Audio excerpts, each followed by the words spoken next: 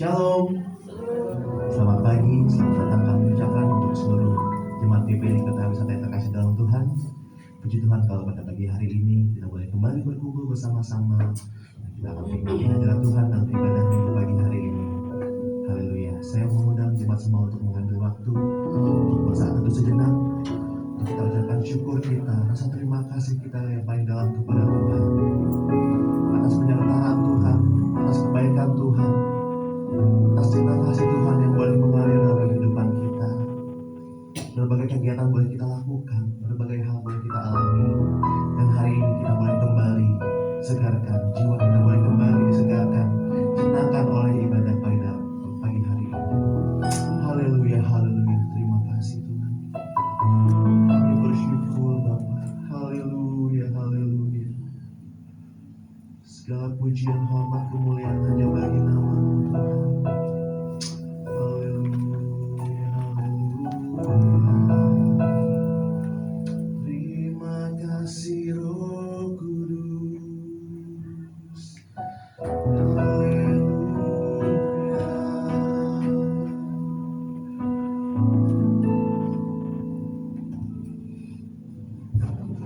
Bapa, kami bersyukur oleh karena anugerah Tuhan, oleh karena kebesaran kebaikan-Mu bagi kami. Kami ada sampai saat ini menikmati berkat pertolongan Tuhan. Sebab itu kami berkata terima kasih Tuhan Yesus, sebab kebaikan-Mu tidak pernah berubah. Oleh karenanya Tuhan, ketika kami ada di tempat ini, satu kerinduan kami rindu Tuhan untuk meninggikan Engkau, memuliakan Engkau Raja kami. Dan kami percaya ketika kami menaikkan pujian kami, penyembahan kami dengan penuh penyembahan, dengan penuh ketulusan hati kami, maka kami percaya Allah yang duduk dan bertakhta di atas setiap pujian kami. Dan kami percaya Engkau juga yang sudah menguduskan kami, mengampuni kami dari setiap pelanggaran kami, dari setiap kesalahan kami yang kami lakukan. Biarlah setiap kami Tuhan, ketika kami menyembah Engkau, layak di hadapan Tuhan. Terima kasih Tuhan Yesus, terima kasih. Sekali lagi ibadah kami taruhkan dalam tangan Tuhan. Dari awal pertengahan sampai pada akhirnya, kami mohon biar kuasa Roh Kudus-Mu bekerja, dinyatakan di tengah-tengah ibadah kami.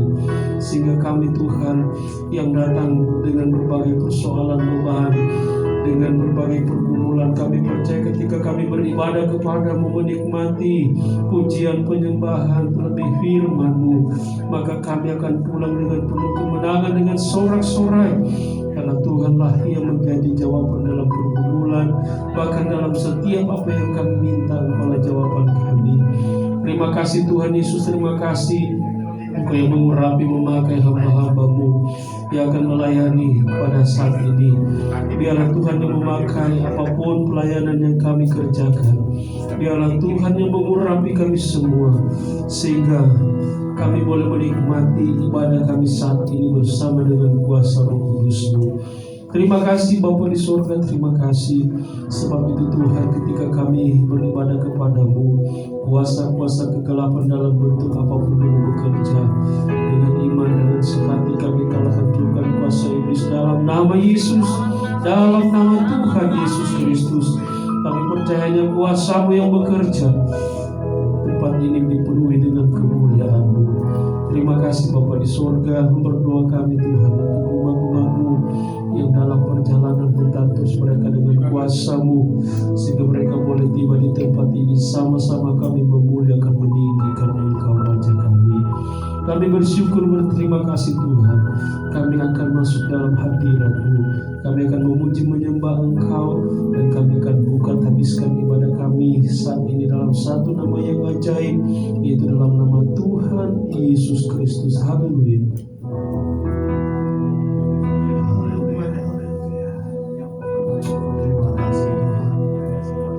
Terpujilah nama-Mu Tuhan, kekal untuk selama-lamanya.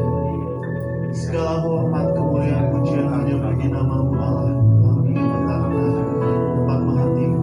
Haleluya, haleluya. Terima kasih Tuhan.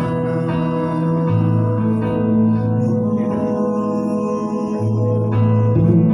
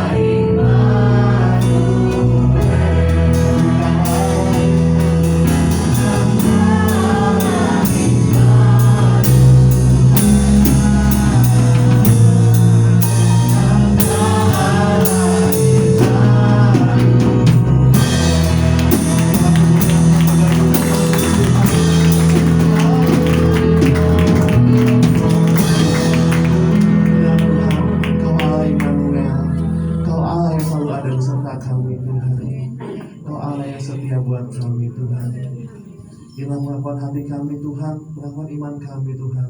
Kau Allah yang berkuasa Tuhan, Kau Allah yang bertahta Tuhan. Terima kasih Tuhan. Kami mau kembalikan segala pujian kemuliaan hanya bagi nama-Mu Tuhan. Terima kasih Tuhan. Yang siap untuk memuji Tuhan, lebih lagi katakan bersama-sama. Amin. Haleluya. Haleluya. Saya berikan lambaian tangan yang bersuka cita bagi hari ini. Amin. Amin. Kita berikan lambaian tangan kiri kanan kita, sama kiri kanan kita. Haleluya. Kasih Allah tak berkesudahan. Amin. Kita membagi tadi bersama-sama dalam hadirat Tuhan. Haleluya.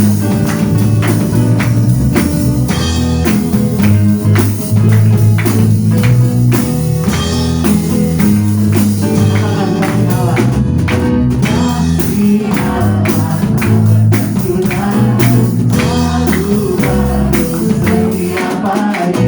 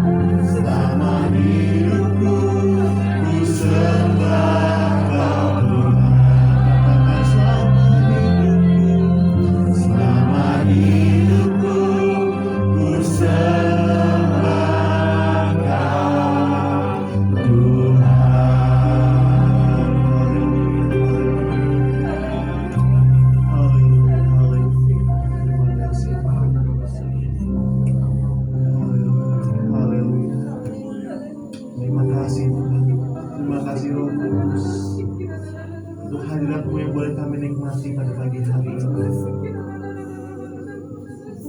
Ku sembah selama hidupku, ku sembah Kau Tuhan.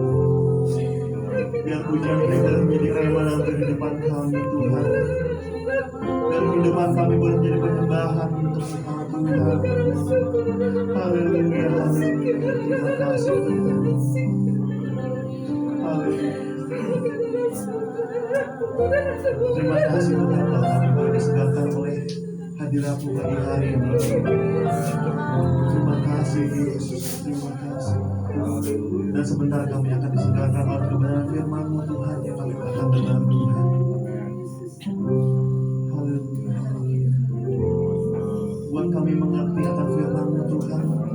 Bukakan pikiran kami, telinga kami, hati kami Tuhan. Biar kami boleh siap menerima firman-Mu Tuhan. Dan firman-Mu boleh bertumbuh dalam kehidupan kami Tuhan, berbuah Tuhan. Terima kasih. Juga berkati hamba-Mu Tuhan. Pakai hamba-Mu lebih dan lebih lagi Tuhan dalam penyampaian firman-Mu Tuhan. Terima kasih Roh Kudus. Kami siap untuk mendengar firman-Mu Tuhan. Dalam nama Tuhan Yesus Kristus kami berdoa mengucap syukur. Haleluya. Amin. Jemaat silakan duduk kembali. Waktu selanjutnya kami serahkan kepada hamba. Shalom. Bapak Ibu, saudara yang Islam Tuhan, saat ini kita akan dilayani oleh hamba Tuhan dari saudara Lampung. Pertama saudara, beliau nanti akan memperkenalkan diri sini. Kami biasanya panggil Mister, saudara. Kenapa Mister? Ini dosen saya dulu, saudara. Jadi waktu saya di STT, tadi dosen saya suka juluki. Ini dosen kadang-kala kalau ngajar kita itu tidak pegang materi, tapi semua ada di kepala. Tapi pinternya Pak dosen. Ya dosen teologi saya, dan sekaligus juga Pak Daniel Sanger ini saudara, beliau ada di majelis pusat. Jadi beberapa waktu lalu saya sudah minta melayani, tapi ternyata waktu itu pas tidak salah sakit ya Pak ya, tidak bisa datang. Jadi dan minta waktu lagi, dan akhirnya saudara hari ini datang. Saudara jemaat Tuhan tahu gini, GPDI punya struktur paling utamanya ya jemaat, tentunya basicnya ya Pak ya. Jemaat, baru dalam organisasi itu ada gembala, baru wilayah, baru ada majelis daerah, baru ada namanya majelis pusat. Nah Pak Daniel ini baru di majelis pusat kita itu ada namanya satu pemimpin tertinggi, namanya ketua umum.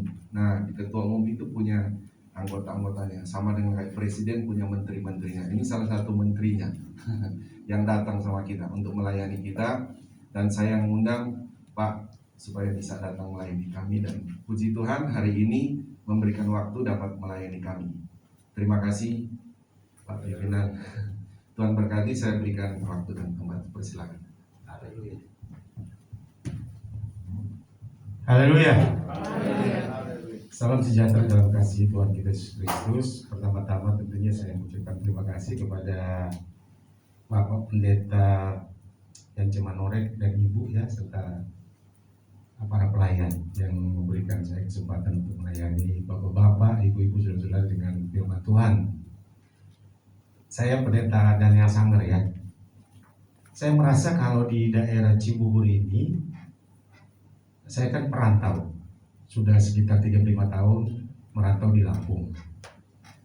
Jadi Lampung itu sekarang saya rasakan sebagai tanah kelahiran saya, ya.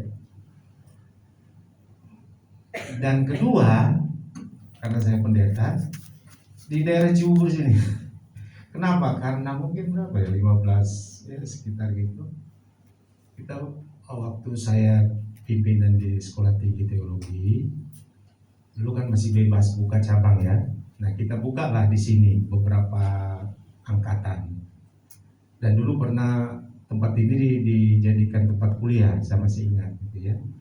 Dan banyak pendeta yang sekarang sudah tetap melayani, sehingga dengan cara seperti itu sumber daya SDM dari kita Gereja Pentekoste itu bisa lebih lebih baik lagi. Dan puji Tuhan, saya bulan November kemarin 27 genap 64 tahun.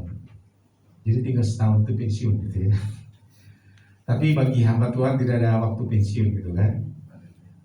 Saya selalu percaya dan itu saya selalu ingatkan kepada jemaat yang saya layani. Karena saya ada persekutuan doa namanya. Itu ibadahnya hari Senin ya. Mungkin sudah sekitar 20 tahun. Saya tidak jadikan itu dilaporkan ke masjid daerah karena di Lampung itu ada kakak saya. Jadi gak enak gitu ya, nanti dipikir saingan lah segala macam. Jadi bertahun-tahun, udah sekitar 20 tahun. Dan saya selalu menasihati mereka, selagi kita masih kuat, selagi kita masih sehat, layanilah Tuhan.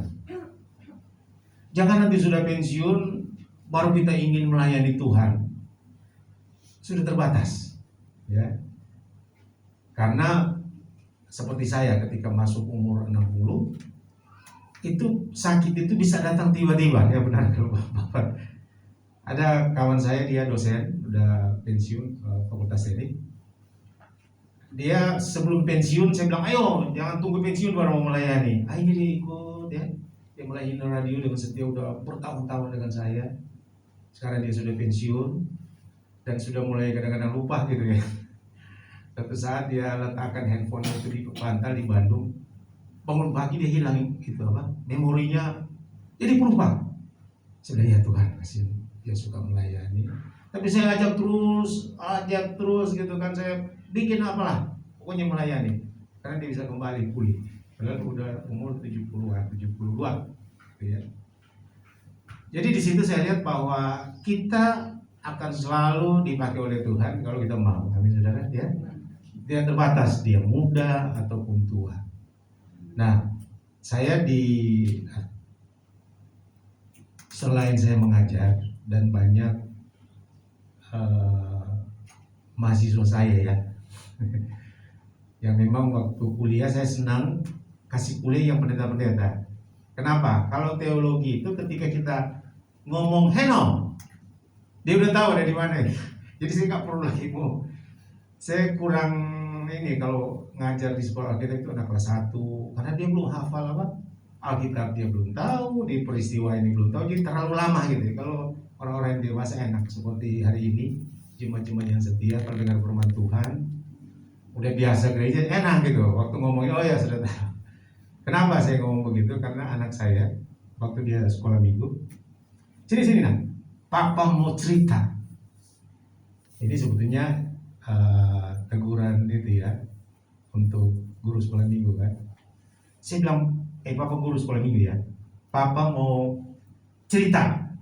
Adik-adik, hari ini bapak akan cerita tentang seseorang yang naik ke surga. Udah tahu Tuhan Yesus kan.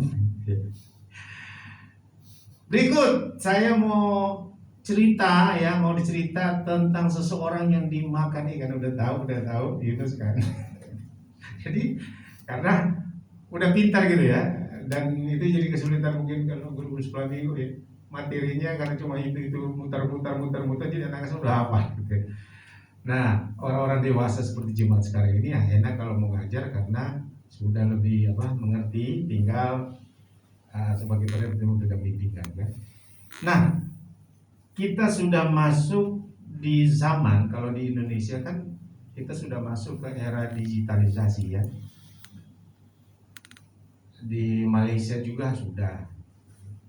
Saya waktu bawa visit mission itu, anggota saya ke Malaysia, dijemput teman. Waduh, saya langsung berpikir begini.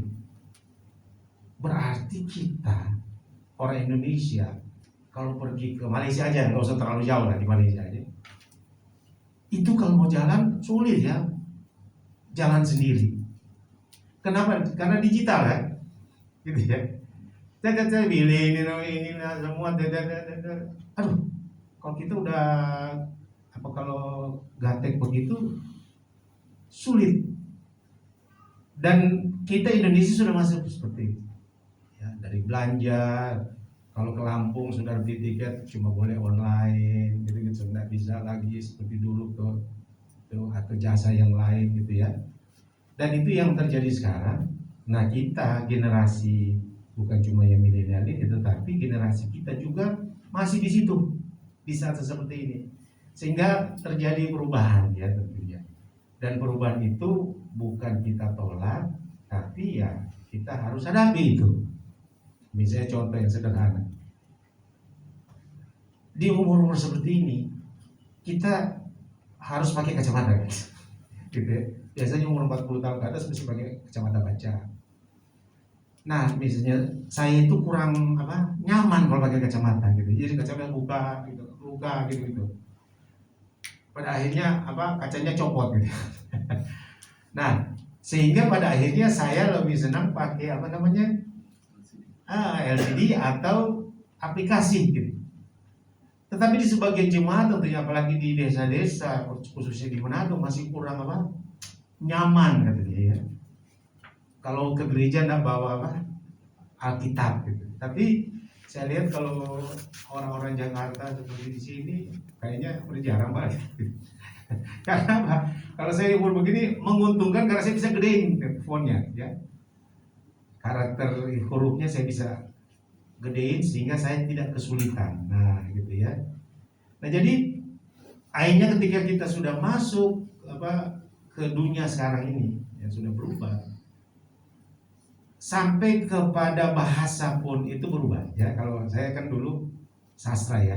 Sastra itu belajar literatur dan bahasa. Jadi ada istilah tidak ada kamus yang lengkap, karena kalau kita beli buku di toko buku pasti ditulis apa? Kamus lengkap bahasa Inggris. Padahal sebetulnya tidak ada kamus. Kalau dari sudut pandang ilmu bahasa tidak ada kamus yang yang lengkap, karena bahasa itu mengikuti perkembangan kebudayaan. Nah sekarang karena kita sudah semakin baik maju, maka bahasa pun berubah gitu ya. Nah ada istilah sekarang yang paling populer namanya bestie gitu ya. Jadi kalau telepon atau ketemu, saya suka, karena saya punya cucu-cucu gitu, punya teman-teman, saya cuma panggil bestie, sini bestie, mana gitu, ada apa ada gitu ya. Sehingga pada pagi ini saya mau bicara tentang bestie. Ya, supaya mereka bilang ini udah umur tapi masih gaul gitu kan.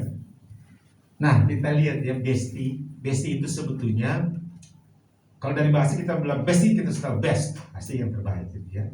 Istilah berguna untuk suami istri memanggil suami sebagai bestinya gitu ya, sehingga dia berkembang bukan cuma sekedar suami istri, tetapi saudara teman yang terdekat itu biasa disebut bestie aja lah gitu ya.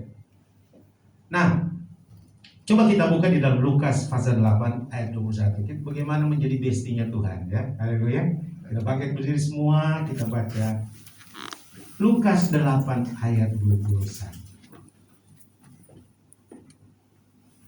Sini sudah ditampilkan, kita lihat aja di sini. 1, 2, 3. Tetapi ia menjawab mereka, ibuku dan saudara-saudaraku ialah mereka yang mendengarkan firman Allah dan melakukannya. Terima kasih, silakan duduk ya. Saudara mau jadi bestinya Tuhan? Jangan pakai bestie sama Linda sini bestie. Inilah yang menjadi problem ketika kita masuk ke Natal. Nah, kita lihat ada pohon Natal yang sangat indah. Kalau pribadi sudah sekitar beberapa tahun saya beli ini ornamen hiasannya di mall Karawaci, tapi saya belum dapat pohonnya. Jadi setiap kali saya buka kas itu saya lihat, saya udah beli tapi belum dapatin ya. Saya rencana tahun ini, Tuhan, saya mau cari pohon, saya mau bikin pohon Natal gitu kan. Karena saudara tahu masalah Natal ini pun jadi masalah dalam gereja kita. Sehingga ada satu periode tidak ada lagi pohon Natal di gereja. Gitu. Nah karena saya pendeta, itu dikatakan pimpinan, ya saya juga aduh biasa dari kecil itu ada pohon Natal, taruh kado meskipun kosong tapi yang penting cakep gitu ya. Sehingga pada akhirnya suatu saat saya bilang udah saudara kita nggak usah bikin Natal, kita kumpul uang aja, sumbangan kita bawa ke panti asuhan. Dah. Tapi satu saat Tuhan ingatkan, bukankah ini hari kelahiran? Kenapa saya yang membatasi diri ya? Sehingga mulai itu saya bikin Natal. Walaupun di intern saya nanti sama minggu depan 19 ada Natal di tempat saya, gitu ya, cuma intern saja. Ya. Berapa tahun lalu, 2 tahun lalu kita bikin yang besar, gitu ya. Jadi pada akhirnya saya sadar juga bahwa ini penting. Nah, ketika kita masuk di bulan Desember seperti sekarang ini, kita lihat pohon Natal, jadi pertanyaan adalah bagaimana hubungan kita dengan Tuhan? Itu pertanyaan yang sangat penting. Karena biasanya di kantor pun akhir tahun itu mesti apa? Tutup buku gitu kan, mau hitung untung atau rugi nih, ya. Nah kita akhir tahun juga seperti itu. Kita mau flashback dulu, lihat ke belakang, kemudian kita lihat perjalanan hidup kita sepanjang tahun ini, sehingga pada Desember muncul pertanyaan itu. Sudah sejauh mana hubungan kita dengan Tuhan? Makanya hari ini saya bawa tentang bestie itu. Ada yang gagal, ada yang berhasil, benar? Ya? Ada yang terseok-seok, tetapi ada juga yang bisa bertahan. Macam-macam. Ya? Banyak persoalan yang kita hadapi, tetapi sebagaimana di Alkitab dikatakan, kalau sampai hari ini Tuhan sudah menolong kita, Ebenezer. Ya, Tuhan sudah menolong. Nah, jadi ternyata ketika kita menghadapi Natal di saat seperti ini, kemudian kita lihat lagi perjalanan hidup kita dengan Tuhan. Pertanyaan tadi bahwa sudah sejauh mana hubungan kita dengan Tuhan itu, itulah yang terjadi di dalam kehidupan kita. Dampaknya. Kalau hubungan kita baik dengan Tuhan, pasti di akhir tahun ini juga baik. Haleluya. Keadaan kita baik-baik saja. Tapi kalau hubungan kita dengan Tuhan itu kurang baik, maka pasti sepanjang tahun ini kita terseok-seok, dan mungkin hari ini dan nanti sesudah Natal akan meninggalkan bekas, kekecewaan dan lain sebagainya. Ya. Nah inilah yang perlu direnungkan. Itu sebabnya ketika kita membaca ayat ini, ternyata dikatakan bahwa kalau kita berkata tadi, tetapi ia menjawab mereka, ibuku dan saudara-saudaraku ialah mereka yang mendengarkan firman Allah dan melakukannya. Ibuku dan saudara-saudaraku itu adalah keluarga terdekat. Ya, kalau saudara belajar ilmu pendidikan,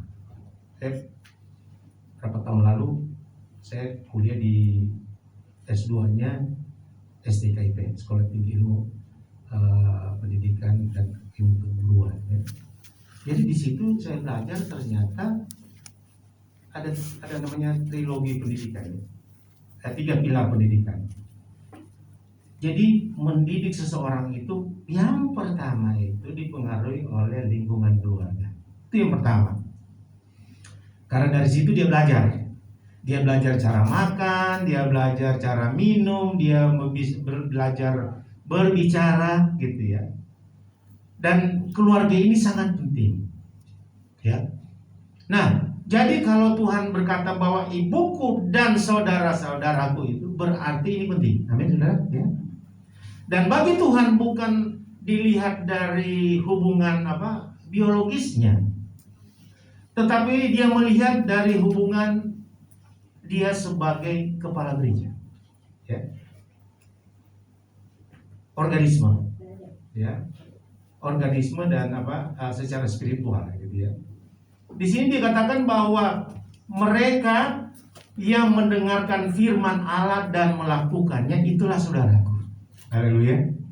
Jadi sekali lagi saya katakan bahwa ketika kita mau melihat lagi ke depan, mengevaluasi hidup kita di akhir tahun ini, kita harus lihat bahwa itu terjadi bergantung dari hubungan kita dengan Tuhan.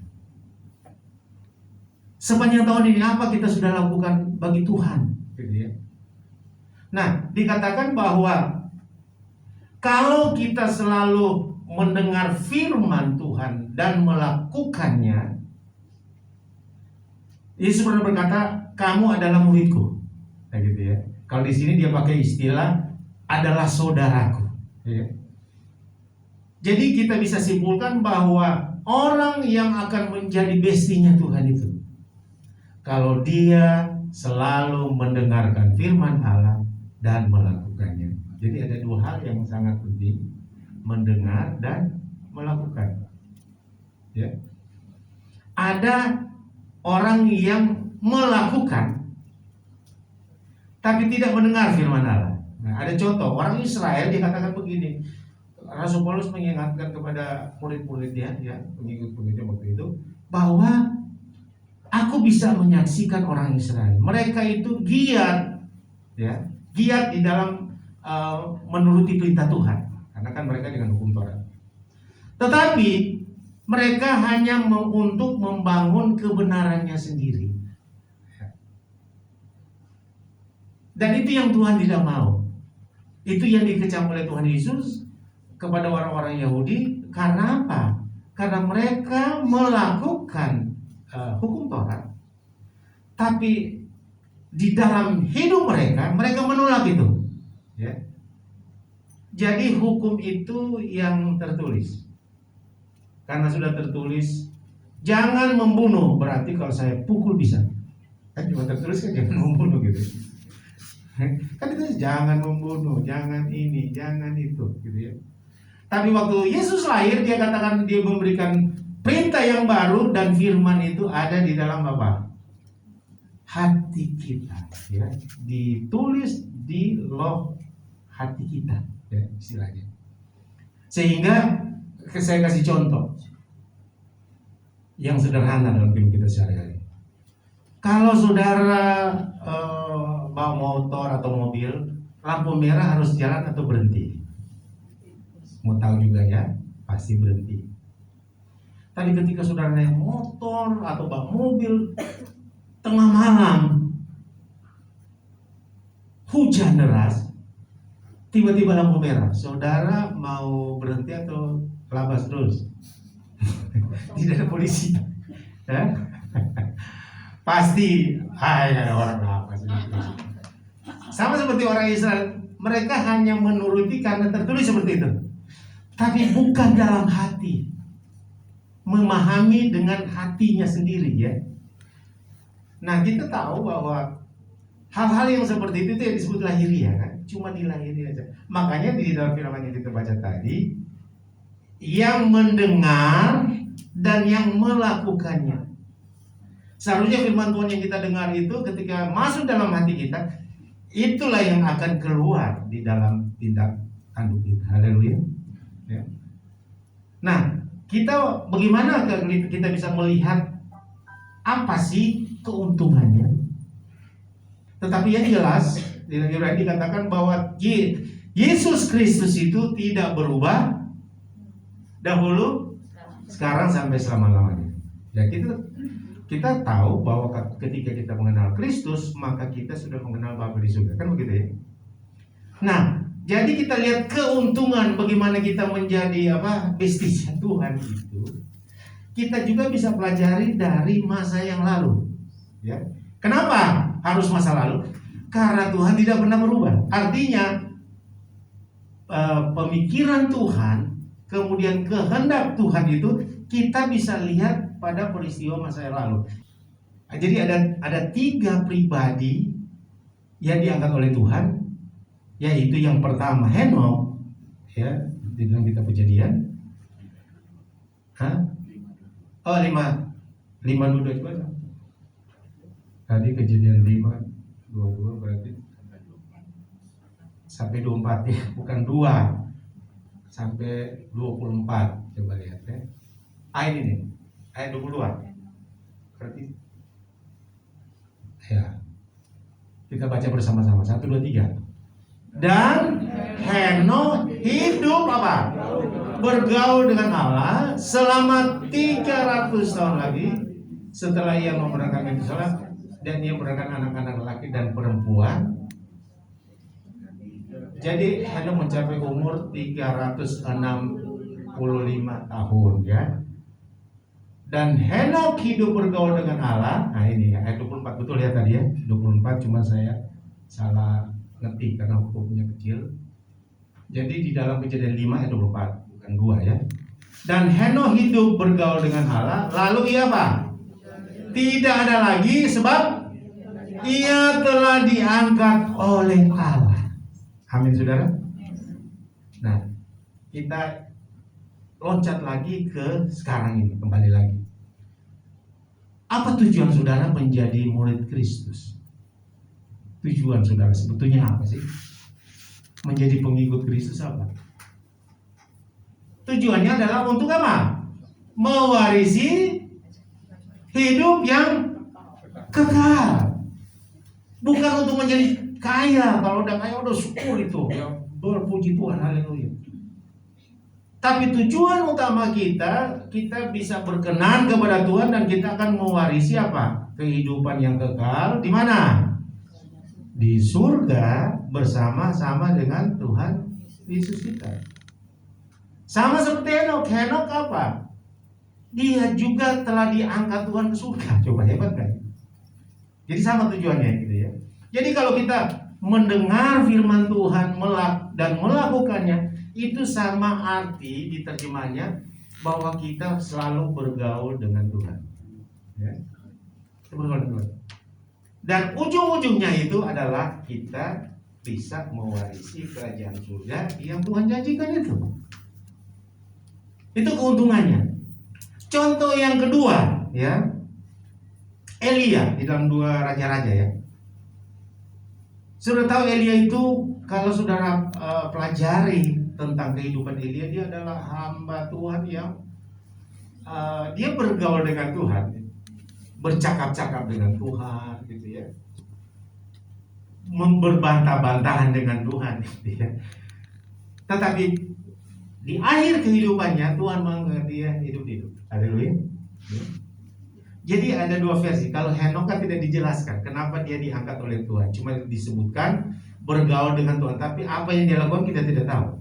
Karena tidak tercatat dalam kita. Tetapi yang namanya Elia, dia dicatat. Bagaimana dia membela nama Tuhan, gitu kan. Bagaimana dia dikejar-kejar. Bagaimana dia menderita dan lain sebagainya. Bagaimana di hidupnya putus asa gitu. Tetapi karena dia bertahan melakukan firman Tuhan, maka apa yang dia dapat? Dia diangkat Tuhan hidup-hidup. Haleluya. Jadi dari sini kita bisa belajar, oh ternyata ya, untuk menjadi bestinya Tuhan itu ada hal-hal yang perlu kita lakukan. Kami saudara, ya. Jangan cuma mentang-mentang kita jadi anak Tuhan, habis bodoh amat lah. Karena saudara tahu, jadi tantangan bagi pendeta dari masa sekarang sampai masa depan adalah bahwa kita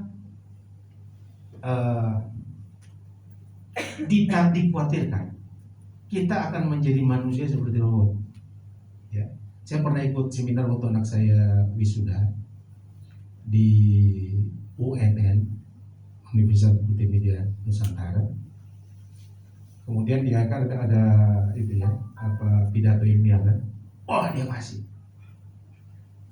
Karena mereka bergerak di situ, multimedia teknologi. Itu yang dikhawatirkan oleh para pakar-pakar pendidikan.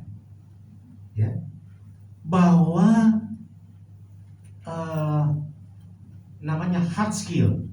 Hard skill itu menunjuk kepada teknologi yang dipelajari sekarang anak-anak. Ya, mereka itu pokoknya ilmu itu harus dikuasai, karena kalau tidak kuasai maka kita akan apa? Terpinggirkan di masyarakat yang masuk ke masyarakat industri. Dan itu ditakutkan kalau cuma yang diajarkan itu adalah teknologi, ilmu pengetahuan itu ya, yang diaplikasikan dalam teknologi, Maka mata kuliahnya gitu ya, yang cuma mengarah kepada penguasaan terhadap teknologi itu disebut hard skill itu akan mengkerdilkan soft skill. Nah, apa itu soft skills? Ya itu adalah ajaran-ajaran tentang humanity, tentang kemanusiaan. Misalnya rasa kasihan, rasa menghormati, ya, rasa ikut empati. Nah, itu yang akan hilang nantinya. Sehingga itu jadi tugas dari pendeta bagaimana yang soft skills itu selalu diajarkan di gereja, di mana-mana itu harus diajarkan. Sementara dunia pada umumnya ini sedang menuju kepada penggunaan teknologi, sehingga ditakutkan manusia akan berpikir seperti robot. Ya. Seperti robot begini. Saya pikir kali kepala.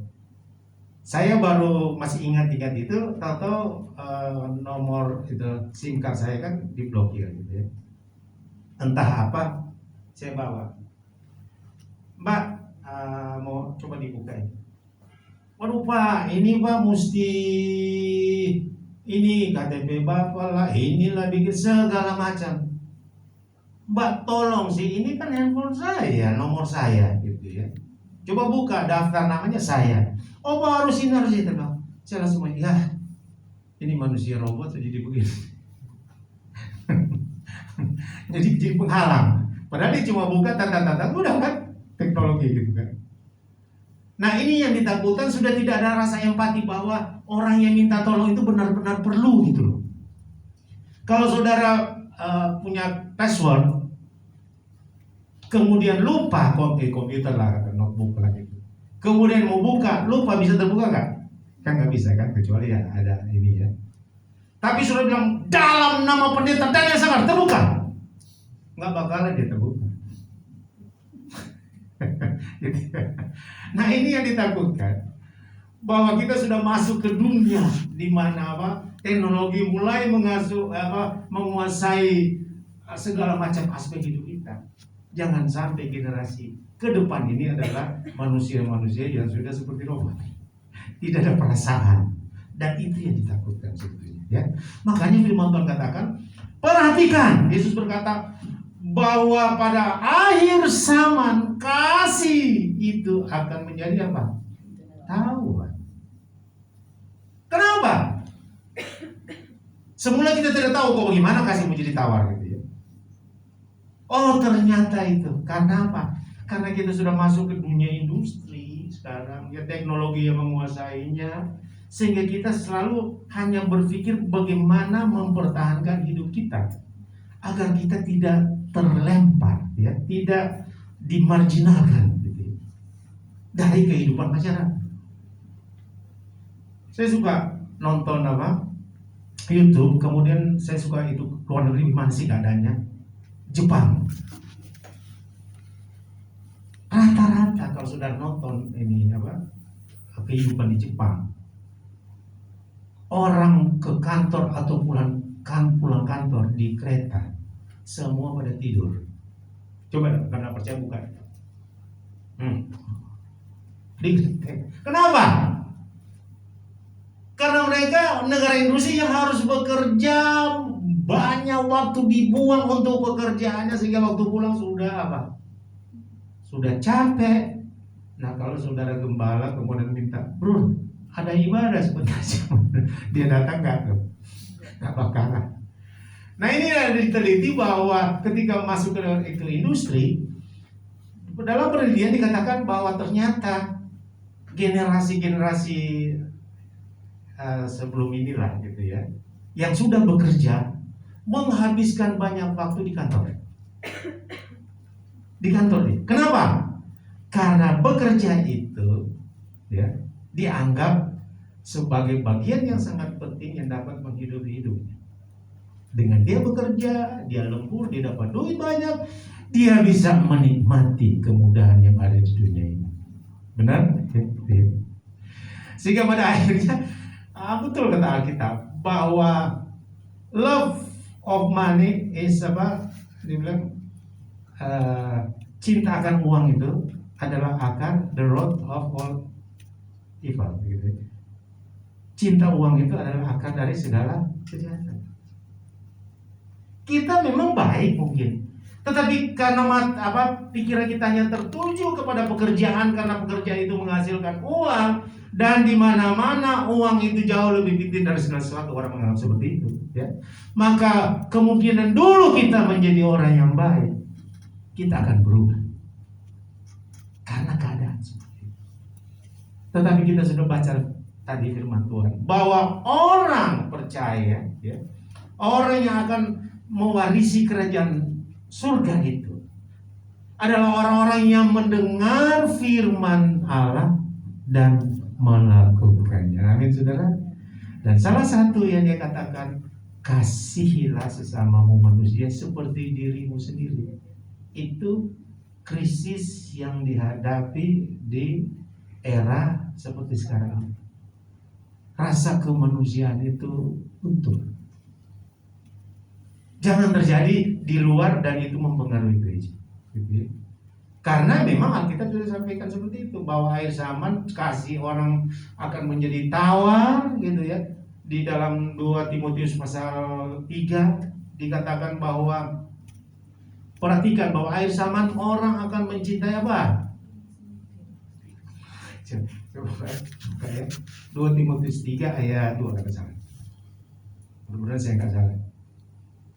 Ya, kalau ayat 1 dikatakan begini. Ayat 1 dulu. Ketahuilah apa? Bahwa pada hari-hari terakhir akan datang masa yang sukar. Kenapa masa sukar? Karena ayat 2 apa? Baca. Manusia akan mencintai apa? Dirinya sendiri dan apa? Cukup di situ. Itu 2 hal. Mencintai dirinya sendiri. Karena dia harus menghidupi dirinya sendiri, dia khawatir jangan terjadi sesuatu, jangan dia jatuh miskin, maka dia bekerja kasih habis waktu hanya untuk uang. Dan kalau sudah seperti itu, sudah terjebak pada jaringan setan. Ya. Kenapa saya katakan begitu? Karena saudara tahu, kita kembali lagi ke masa lalu. Orang Israel ketika berhadapan dengan Firaun dan mengatakan bahwa mereka akan pergi untuk mempersembahkan korban bagi Tuhan, ya, di padang gurun. Apa yang dilakukan oleh Raja Mesir waktu itu? Dikatakan mereka ditambahkan pekerjaan, nih, tambah lagi, kasih banyak kerja. Supaya apa? Mereka tidak punya apa? Waktu untuk Tuhan. Ya, jadi jangan sampai kita terjebak dengan masa lalu yang sudah ditulis dalam kitab, tapi kita tidak sadari di akhir zaman ini kita terjebak dengan itu. Ya. Terlalu banyak pekerjaan. Dan siapa kalau saudara lagi susah sekarang ini, terus ada orang tawarin, mau nggak kerja? Seminggu 7 hari, tapi gaji 100 juta. Kira-kira mau nggak? Yang MC tadi mau 100 juta. Mau. Tapi hari Minggu kerja katanya. Pasti kan kita akan berpikir hari Minggu nanti gak malam-malam juga bisa. Gua ke gereja kan gitu. Atau gua doa aja di rumah udah cukup gitu kan. Baca Alkitab, tinggal baca di aplikasi kan, udah selesai. Dan ini jadi masalah sekarang, ya. Sehingga kita kembali lagi bahwa Tuhan katakan, kalau ingin menjadi saudara-saudaranya, menjadi orang yang terdekat, menjadi bestinya Tuhan, mari kita mendengar firman Tuhan dan apa? Melakukannya. Dan pagi hari ini saudara sudah melakukan itu. Amin, saudara. Di tengah-tengah kesibukan, apalagi Jakarta sekarang mesti ke puncak, kemana, jalan kemana, itu apalagi anak-anak muda gini gitu, hangout gitu kan, ke mana kayak gitu ya. Tapi saudara berdoa untuk Tuhan. Dan saya senang anak-anak yang muda ini melayani Tuhan, itu menjadi rasa rasa simpati. Saya sebagai senior tentunya melihat anak-anak muda yang melayani Tuhan, gitu ya. Demikian juga ada orang-orang tua yang bersusah payah memberi waktu untuk Tuhan, dan saya percaya Tuhan memberkati saudara. Amin. Sehingga melewati Natal nanti, kita akan lewati Natal itu dengan senyum, ya, karena Tuhan sudah menolong kita semua. Haleluya.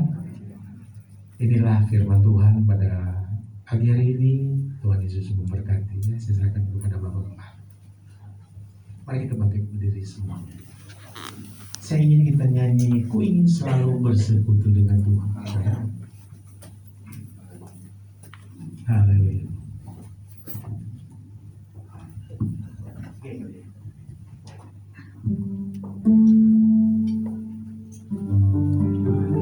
Ku ingin selalu bersekutu denganmu, menikmati hadiratmu, biarkan rohmu tinggal dalam hidupku.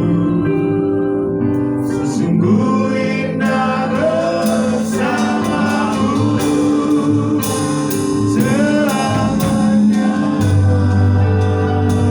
Mari angkat tangan kanan di hadapan Tuhan. Engkau ingin menjadi bestinya Tuhan, menjadi orang terdekat dari Tuhan. Kita nyanyi lagu ini sambil kita mengangkat tangan sebagai pengakuan kita kepada Tuhan. Ku ingin selalu bersekutu denganmu, menikmati hadiratmu, biarkan rohmu tinggal dalam hidupku. Sungguh indah bersamamu. Ku ingin selalu bersekutu denganmu, menikmati hadiratmu, biarkan rohmu tinggal dalam hidupku. Sungguh indah bersamamu.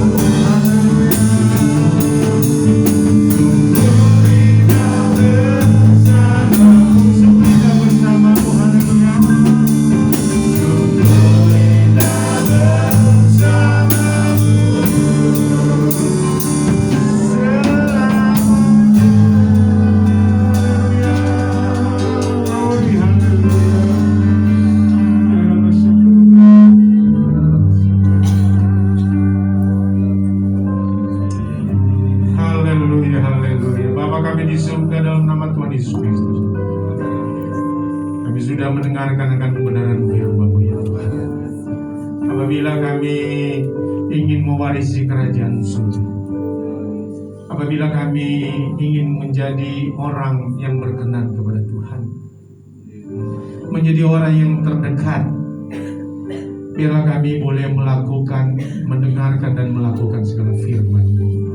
Itu sebabnya pada pagi hari ini ya Tuhan, Engkau melihat anak-anak-Mu sudah berkumpul di tempat ini di dalam Ka'bah-Mu untuk memuji, memuliakan nama-Mu ya Tuhan. Karena mereka ingin menjadi orang-orang pribadi-pribadi terdekat dengan Tuhan. Itu sebabnya kiranya Tuhan memberkati mereka ya Tuhan. Dan hamba berdoa kiranya Engkau selalu memelihara mereka, selalu ya Tuhan memperpanjang umur mereka ya Tuhan. Kekuatan, kesehatan boleh menjadi bagian mereka. Bahkan Tuhan memberkati pekerjaan mereka, apapun yang dilakukan ya Tuhan, agar mengakhiri tahun ini ya Tuhan, mereka benar-benar merasa sukacita karena Tuhan adalah bagian dari kehidupan mereka. Tuhan mengampuni segala salah dan dosa-dosa kami, dan kami sudah terima firman-Mu dengan iman di dalam nama Tuhan Yesus Kristus. Haleluya. Amin. Terima kasih Tuhan.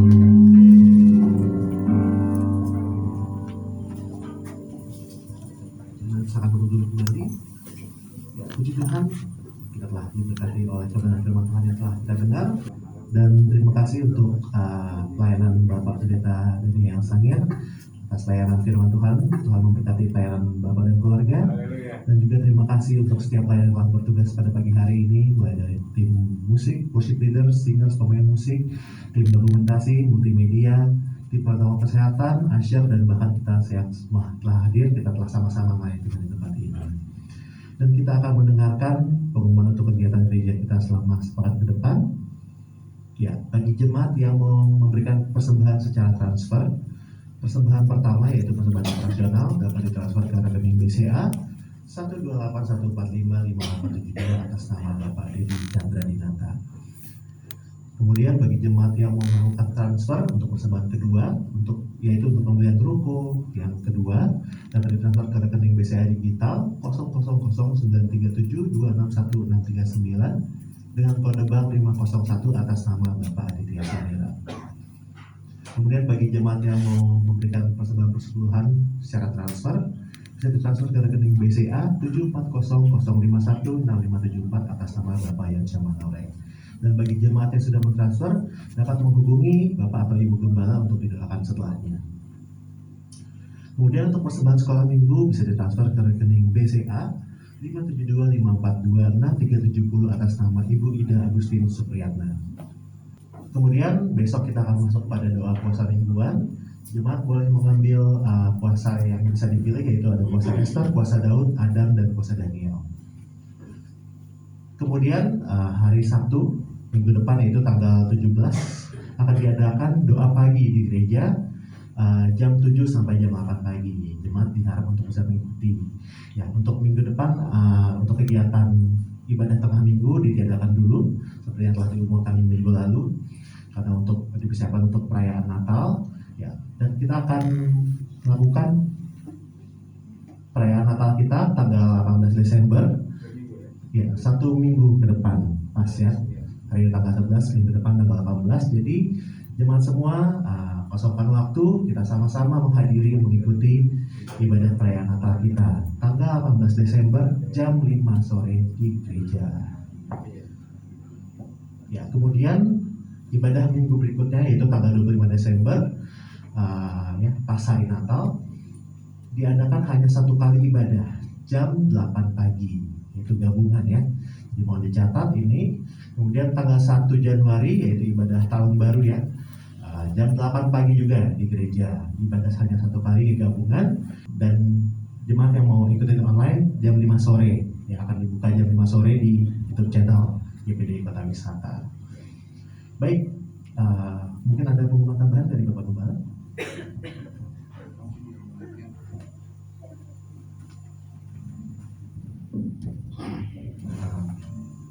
Hal pertama, terima kasih sekali lagi Pak Pendeta Daniel sebagai pimpinan kita dalam organisasi.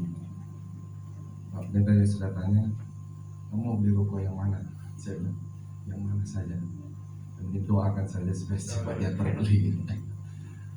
Ya, jemaat juga kita jangan berhenti berdoa supaya kita sudah bisa dalam satu ruangan, tidak atas bawah begini ya. Terus begini sudah. Jadi lalu saya sudah umumkan kita mau renovasi ini, bikin partisi. Tapi setelah dihitung-hitung waktunya tidak akan cukup dengan Natal kita tanggal 18, sehingga ditunda nanti Januari untuk renovasi ini. Jadi renovasi nanti direncana dinaikin, dipasangin AC lagi. Ya lebih baiklah dari ini. Memang ada jemaat bilang, ya ketunda ini pas lah, siapa tahu sudah kebeli ruko di sana, jadi sekaligus direnov. Jadi dari pimpinan majelis pusat juga sudah bicara begitu ya, pasti Tuhan genapi.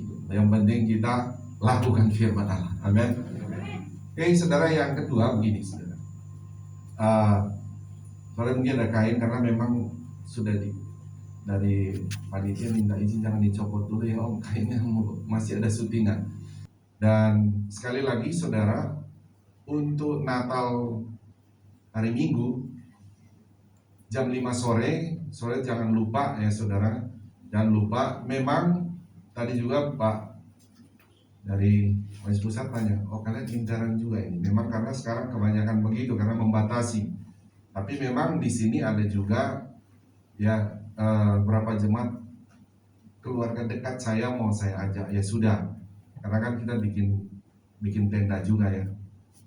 Ya, keluarga dekat saudara bisa. Tapi yang dekat sekali kali tadi firman Tuhan, ada yang dekat sekali, ada yang best itu. Nah itu boleh, tapi jangan saudara bawa poster-poster pergi-pergi, waduh kita kelabakan nanti.